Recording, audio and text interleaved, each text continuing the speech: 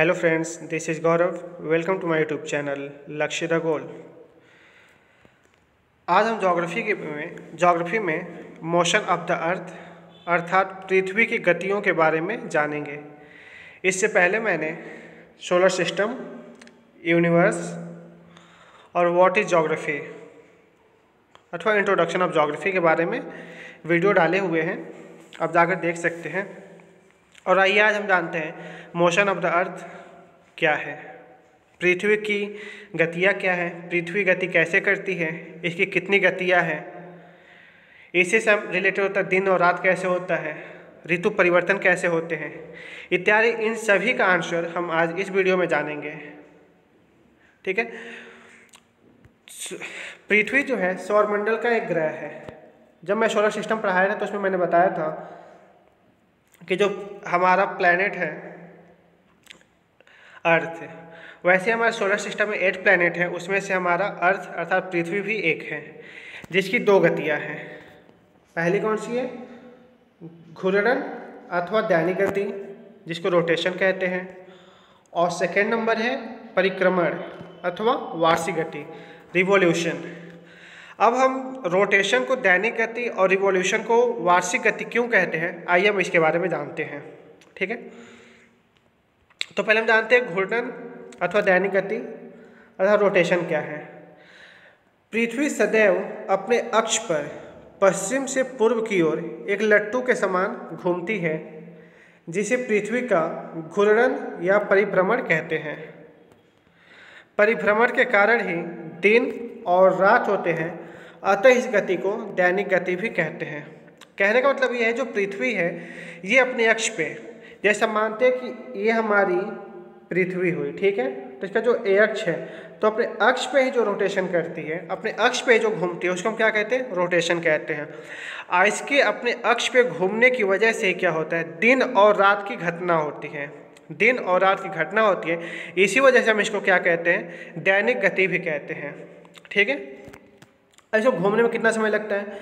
पृथ्वी को अपने अक्ष पे घूमने पे 23 घंटे 56 मिनट और 4 सेकंड का समय लगता है। यानी पृथ्वी अपने अक्ष पे 23 घंटे 56 मिनट और 4 सेकंड में घूम लेती है, लेकिन हम अपने आसानी के लिए इसे कहते हैं क्या? 24 घंटे में पृथ्वी घूमती है। और हम पता है कि 24 घंटे में एक दिन होता है, इसीलिए हम इसको दैनिक गति भी कहते हैं। अरे पृथ्वी को प्रकाश व ऊष्मा सूर्य से मिलती है, और जब पृथ्वी अपने अक्ष पर घूमती है तो उसका एक भाग सूर्य के प्रकाश में रहता है और एक भाग अंधेरे में रहता है। उससे पृथ्वी पर प्रकाश वाले भाग में दिन और अंधेरे वाले भाग में रात होती है। अर्थात जैसे हम देखते हैं कि ये हमारा सूर्य हुआ और ये हमारी पृथ्वी हुई, तो हम पृथ्वी को ऐसे 2 बराबर भागों में डिवाइड कर दे रहे हैं। तो हम देखते हैं कि जो सूर्य के सामने का जो हिस्सा है, ठीक है, यहाँ पे क्या होता है? यहाँ पे सूर्य के प्रकाश पड़ता है तो यहाँ पे क्या होता है? यहाँ पे सुबह होता है, यहाँ पे दिन का समय होता है। लेकिन इसके जो अपोजिट वाला है, ये वाला है, यहाँ पे तो सूर्य का प्रकाश पहुँच नहीं पाता है, तो यहाँ पे क्या हो जाता है? रात होता है। ठीक है। इसको हम परिभ्रमण भी कहते हैं। कई बार क्वेश्चन पूछा जाता है कि पृथ्वी के परिभ्रमण के कारण कौन सी घटना होती है, तो मैक्सिमम जो स्टूडेंट होते हैं, लड़के होते हैं, परिभ्रमण, घूर्णन, रोटेशन। तो जब परिभ्रमण में मैक्सिमम कंफ्यूज हो जाते हैं, क्योंकि जो अगली गति होती है वो होती है परिक्रमण। तो आप ध्यान देना, परिभ्रमण में होता है रोटेशन, मतलब वहीं पे अपने ही अक्ष पे जो भ्रमण कर रही है, ठीक है, और ये परिक्रमण अर्थात रिवॉल्यूशन, जो कि अपने अक्ष पे घूमने के साथ साथ ये सूर्य के चारों तरफ भी घूमती है। तो पृथ्वी पे अपने अक्ष पर घूमते हुए सूर्य के चारों ओर एक अंडाकार मार्ग में 365 दिन 6 घंटे में एक चक्कर लगाती है। ठीक है। अर्थात पृथ्वी क्या करती है? ये हमारा सूर्य हुआ, तो पृथ्वी अपने अक्ष पे घूमते हुए सूर्य की भी परिक्रमा करती रहती है। ठीक है।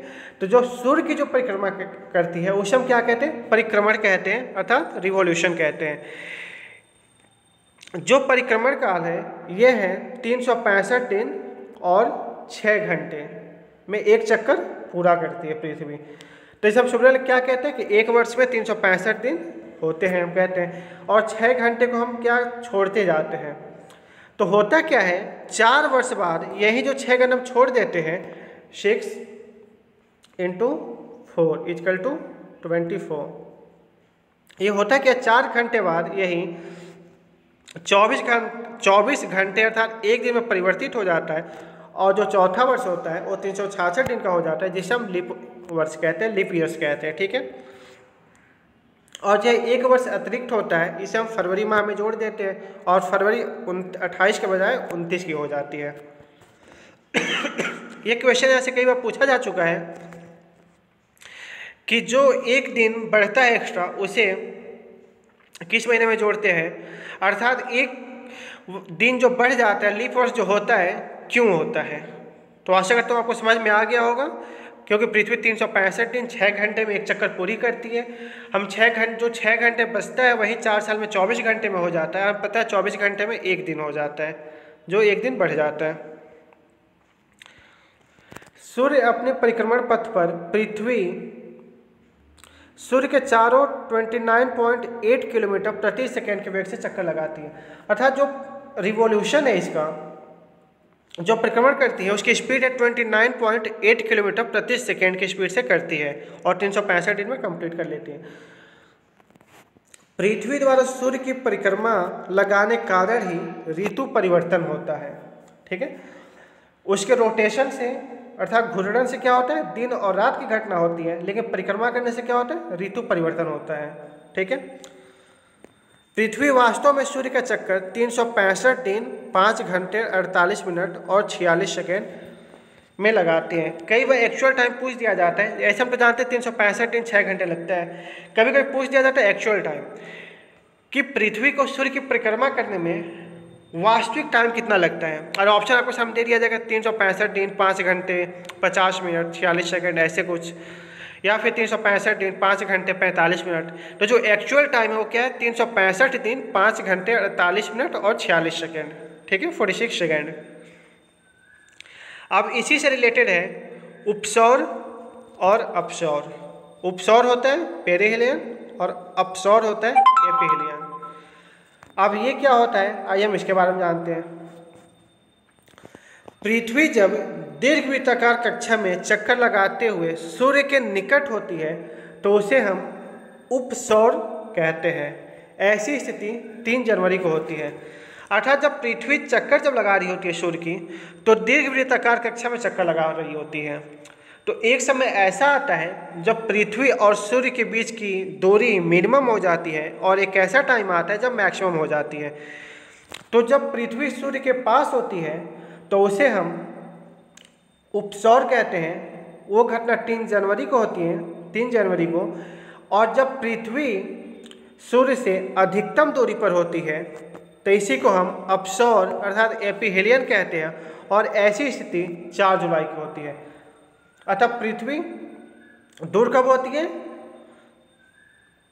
4 जुलाई को, और पास कब होती है, 3 जनवरी को। आइए इसको हम फिगर समझते हैं। जैसे यहाँ पे देखते हैं, ये देख रहे हैं जुलाई एपिहेलियन, जनवरी पेरिहेलियन। अब इसमें क्या है, ये हमारा बीच में सन रहा। आप देख रहे हैं कि जो ये दूरी है जनवरी के टाइम पे, ये कितना हो रहा है, 147 मिलियन किलोमीटर। और जब यहाँ पे हम देख रहे हैं जुलाई के टाइम पे, तो कितनी दूरी इसकी बढ़ जा रही, 152 मिलियन किलोमीटर, क्योंकि दीर्घवृत्ताकार कक्षा में चक्कर लगाती है, इसलिए दूरी इसकी घटती बढ़ती रहती है। अब आइए हम एक चीज़ और देखते हैं।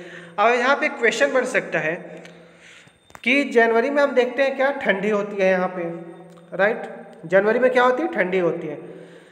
तो आप एक चीज़ यहाँ पे सोच सकते हैं कि जब जनवरी में ठंडी होती है और उस टाइम तो सूर्य पृथ्वी के पास होता है, तब तो उसकी टेम्परेचर बढ़ जाना चाहिए ना, तो फिर ठंडी नहीं होना चाहिए, यहाँ पे तो गर्मी होनी चाहिए। तब जब यहाँ पे दूर होता है सन तो गर्मी होती है, और पास होता है तो ठंडी होती है। ऐसा क्यों? तो आइए देखते हैं इसका आंसर क्या होगा। ऐसा इसलिए होता है कि जब सूर्य है, जब पास होता है, तब पता है कि हमारी पृथ्वी को कुछ अक्षांशों में बांटा गया है। उसमें से कुछ अक्षांशों के नेम भी है, जैसे 0 डिग्री हो गया, जिसे हम इक्वेटर कहते हैं, 23.5 डिग्री हो गया नॉर्थ, जिसको हम कैंसर, ट्रॉपिक ऑफ कैंसर कहते हैं, और 23.5 डिग्री साउथ हो गया जिसे हम ट्रॉपिक ऑफ कैप्रिकॉर्न कहते हैं। हमें पता है कि जो इंडिया है वो कहाँ पे है, ट्रॉपिक ऑफ कैंसर पे है, अर्थात कर्क रेखा पे है। और उस टाइम पे क्या होता है, जनवरी के टाइम पे जो हमारा सूर्य होता है वो ट्रॉपिक ऑफ कैप्रिकॉर्न पे सीधा चमक रहा होता है। तो जब यहाँ से किरणें पड़ती है इसकी, जब इसकी प्रकाश आती है तो तिरछी आती है। और जुलाई के टाइम पे क्या होता है, उस टाइम पे जो सूर्य होता है कर्क रेखा पे यहाँ पे लंबवत चमक रहा होता है। इसी वजह से जब सीधा प्रकाश आता है तो प्रकाश किरणें पूरी तरह से पहुँच पाती है यहाँ तक, और जब तिरछी किरणें आती है तो पूरी तरह से पहुँच नहीं पाती, और यहाँ पे ठंडा का मौसम रहता है, विंटर सीजन रहता है। ठीक है, अब देखते हैं कि दिन व रात का छोटा व बड़ा होना। दिन और रात छोटे और बड़े कैसे होते हैं।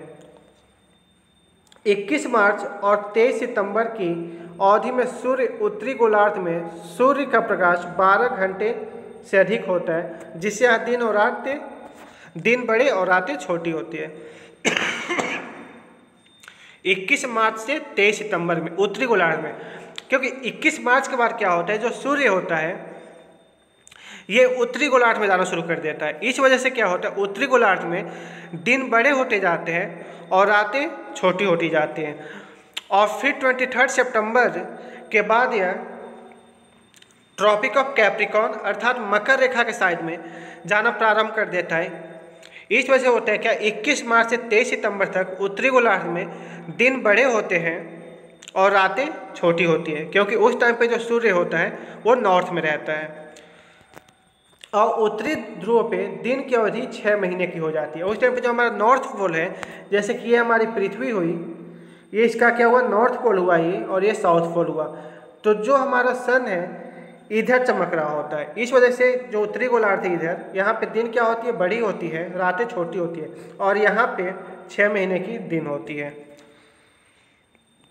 वही जब 23 सितंबर से 21 मार्च के टाइम पे दक्षिणी गोलार्ध में ऐसा होता है। दक्षिणी गोलार्ध में क्या होता है, दिन की अवधि क्या होती है, 12 घंटे से अधिक, अर्थात दिन बड़ी होती है और रातें छोटी होती है। ऐसा क्यों होता है, क्योंकि अभी मैंने बताया कि अगर इसे हम कह रहे 0 डिग्री हमारा हो गया, तो जो सन होता है 23 सितंबर के बाद नीचे कैप्रिकॉर्न साइड में आ जाता है। इस वजह से क्या होता है, उस टाइम पे दक्षिणी गोलार्ध में दिन बड़ा होता है और रातें छोटी होती है। और जस्ट इसके अपोजिट उत्तरी गोलार्ध में क्या होता है, उस टाइम पे 23 सितंबर से 21 मार्च तक क्या होता है, वहाँ पे दिन छोटा होता है उत्तरी गोलार्ध में और रातें बड़ी होती हैं, जब हमारा विंटर सीजन होता है। अब आइए हम देखते हैं ऋतु परिवर्तन। ऋतु परिवर्तन क्या है। पृथ्वी सदैव अपने अक्ष पर घूमते हुए सूर्य की परिक्रमा लगाती है, जिससे पृथ्वी की सूर्य के सापेक्ष स्थितियाँ बदलती रहती है। पृथ्वी के इस परिक्रमण में 4 प्रमुख अवस्थाएं आती हैं। इस अवस्थाओं को ही ऋतु परिवर्तन कहते हैं। जब पृथ्वी, पता है कि पृथ्वी अपने अक्ष पे सदैव ही घूर्णन करते हुए सूर्य की परिक्रमा करती है, जिससे कि पृथ्वी सूर्य के सापेक्ष हमेशा अपनी स्थितियाँ बदलती रहती हैं। अब पृथ्वी की जो परिक्रमण होता है इसमें 4 प्रमुख अवस्थाएं होती हैं, और इन्हीं अवस्थाओं को ही ऋतु परिवर्तन कहा जाता है। जैसे हम देखते हैं 21 जून की स्थिति, जैसे इस टाइम पे हमारे वहाँ क्या चल रहा है, आज जुलाई स्टार्ट शुरू हो गया, तो अभी 21 जून की स्थिति देखते हैं क्या होता है। जब सूर्य क्या होता है, जब सूर्य हमारा 21 जून के टाइम पे क्या होता है, उत्तरी गोलार्ध में ट्रॉपिक ऑफ कैंसर पे लंबवत चमक रहा होता है, और इसी को हम क्या कहते हैं, कर्क संक्रांति कहते हैं, अथवा ग्रीष्म अयनांत, समर सोलिस्टिक्स। क्योंकि उस टाइम पे कर्क रेखा पे हमारा सूर्य जो होता है लंबवत चमक रहा होता है। 21 मार्च के बाद सूर्य उत्तरायण होने लगता है, जिससे उत्तरी गोलार्ध में दिन की अवधि बढ़ने लगती है और यहाँ पे ग्रीष्म ऋतु आने लगती है। 21 जून को उत्तरी गोलार्ध में दिन की लंबाई सबसे अधिक रहती है तथा दक्षिणी गोलार्ध में शीत ऋतु होती है। एक क्वेश्चन कई बार पूछा जा चुका है कि उत्तरी गोलार्ध में सबसे लंबा दिन किस डेट को होता है, तो कब होता है, 21 जून को। 21 जून को इसलिए होता है क्योंकि इस दिन सूर्य जो है कर्क रेखा पे लंबवत चमक रहा होता है। 21 जून के बाद 23 सितंबर तक सूर्य पुनः विषुवत रेखा की ओर जाने लगता है, जिसके परिणाम स्वरूप उत्तरी गोलार्ध में गर्मी धीरे धीरे कम होने लगती है। अब होता क्या इसमें, जैसे हमारा ये 0 डिग्री हुआ, सन क्या होता है 21 मार्च के बाद यहाँ चमकता है, फिर आगे बढ़ता जाता है, फिर 21 जून पे सीधा यहाँ पे कर्क रेखा पे चमक रहा होता है। 21 जून के बाद फिर ये धीरे 23 सितंबर तक किस पे आता है, यहाँ पे आता है आपका विषुवत रेखा पे यानी इक्वेटर पे, और फिर उसके बाद ये दक्षिण दिशा में दक्षिणी गोलार्ध में बढ़ने लगता है। इस वजह से क्या होता है हमारे वहाँ जो कि भारत में दिन धीरे धीरे छोटी होती जाती है, रातें लंबी होती जाती है, और यहाँ पे शीत ऋतु प्रारंभ हो जाती है और गर्मी धीरे धीरे कम होने लगती है। अब देखते हैं 22 दिसंबर की स्थिति क्या है। सॉरी 22 दिसंबर इस स्थिति में सूर्य मकर रेखा के लंबवत चमकता है, इसीलिए इसे मकर संक्रांति अथवा शीत अयनांत विंटर सोल्स्टिस कहते हैं। इस दिन क्या होता है 22 ऑफ दिसंबर को क्या होता है, इस दिन जो सूर्य होता है ट्रॉपिक ऑफ कैप्रिकॉर्न अर्थात मकर रेखा पे लंबवत चमक रहा होता है, इसीलिए हम इसे मकर संक्रांति कहते हैं या शीत अयनांत, जिसको हम विंटर सोल्स्टिस कहते हैं। इस स्थिति में दक्षिणी गोलार्ध में दिन की अवधि लंबी और रात की अवधि छोटी होने लगती है। 22 दिसंबर के बाद सूर्य पुनः विषुवत रेखा की ओर जाने लगता है, जिससे दक्षिणी गोलार्ध में ग्रीष्म ऋतु धीरे धीरे समाप्त होने लगती है। अब अगले 2 डेट है 21 मार्च और 23 सितंबर की स्थितियाँ क्या होती हैं। जो 21 मार्च और 23 सितंबर इस दोनों समय पे क्या होता है, जो सूर्य होता है उस 0 डिग्री पे अर्थात विषुवत रेखा पे लंबवत चमक रहा होता है। इस वजह से क्या होता है सभी जगह पे दिन और रात बराबर होती है, सभी जगह पे क्या होता है दिन और रात बराबर होते हैं। इन दोनों स्थितियों को विषुव कहा जाता है, इक्विनॉक्स। इक्विनॉक्स क्यों अब इक्विनॉक्स इसे क्यों कहते हैं, क्योंकि इस दिन क्या होता है जो सूर्य होता है इक्वेटर अर्थात विषुवत रेखा पे लंबवत चमक रहा होता है। यहाँ पे कई बार क्वेश्चन पूछा जा चुका है कि विषुव की स्थिति या विषुव की कंडीशन कब बनता है, तो कब बनेगा जब सूर्य सूर्य जब हमारे इक्वेटर पे लंबवत चमक रहा होता है, तब इसको हम क्या कहते हैं इक्विनॉक्स कहते हैं। 21 मार्च की जो स्थिति होती है उसको हम वसंत विषुव कहते हैं, और जो 23 सितंबर को जो की स्थिति होती है उसको हम शरद विषुव कहते हैं। आइए हम इसे एक फिगर से समझते हैं। जैसे कि हम ये देखते हैं, ये हमारी पृथ्वी हुई, ठीक है। इसमें हमने 3 अक्षांश रेखाएं बना ली।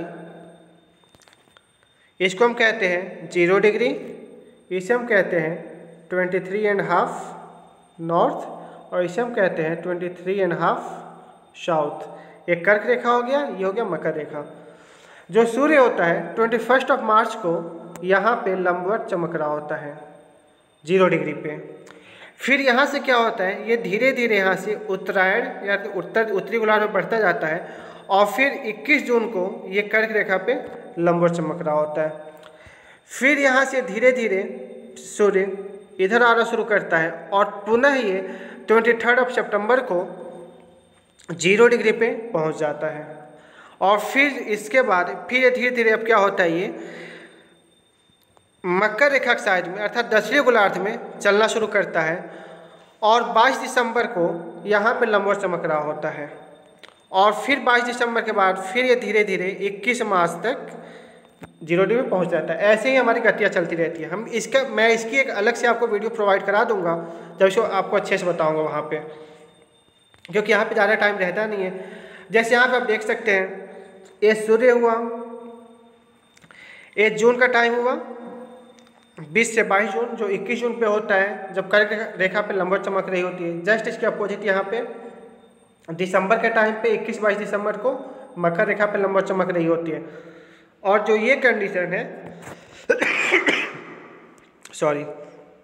यही विषुव की इक्विनॉक्स है, जबकि ये 0 डिग्री पे लंबवत चमक रहा होता है, ठीक है।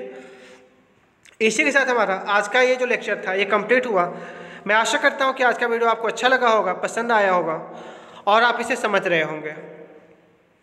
ठीक है, और मैंने अभी बताया इसके बारे में जो भी इससे जो रिलेटेड इससे जो क्वेश्चन आते हैं, इसके मैं अगली वीडियो में आपको अलग से केवल क्वेश्चन लेकर के आऊँगा जो कि इसी से रिलेटेड होंगे, क्योंकि ये बहुत ही महत्वपूर्ण चैप्टर है और यहाँ से कि हर एग्ज़ाम में कुछ ना कुछ क्वेश्चन, 1 या 2 क्वेश्चन पूछे ही जाते हैं। इसलिए मैंने इससे रिलेटेड 10-12 क्वेश्चन बनाए हुए हैं जो कि अगली वीडियो में लेकर के आऊँगा। अगर इसी में मैं बनाता तो काफ़ी लंबी वीडियो काफ़ी लंबा हो जाता, जो मैं नहीं चाहता हूँ। इस वजह से हम फिर अगली वीडियो में मिलते हैं, तब तक के लिए धन्यवाद।